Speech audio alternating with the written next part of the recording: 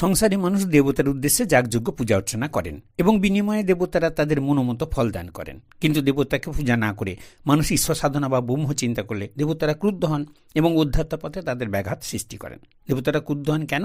জ্ঞানবান বিপ্র দেবানাং দুঃখদো ভবেত। মানুষের দুধেলা গাই চুরি হয়ে গেলে যেমন দুঃখ আসে, সেই প্রকারে মানুষ দেবতার পূজা ছেড়ে জ্ঞান সম্পন্ন হলেই দেবতার দুঃখ হয়। কারণ দেবতারা বুঝতে পারে এই মানুষ আর তাদের পুজো করবে না। তখন সে মানুষের ইষ্টসিদ্ধিতে ব্যাঘাত সৃষ্টি করে, যাকে টাকা পয়সা স্ত্রী পুত্রাদিতে আকৃষ্ট চিত্ত করে, কাম ক্রোধ লোভ মোহ বৃদ্ধি করে দেয়। এইভাবে জ্ঞান উৎপত্তি বিষয়ে বিঘ্ন সৃষ্টি করে। যে ব্যক্তি সংযত চিত্তে এই লোভ মোহকে ঈশ্বর পথে চালিত করে, সে সংসার বন্ধন হতে মুক্ত হয়ে ভগবত লাভ করে। অন্যথায় পতিত হয়ে পূর্বাবস্থায় ফিরে যায় এবং পুনরায় দেবতার পূজায় রত হয়।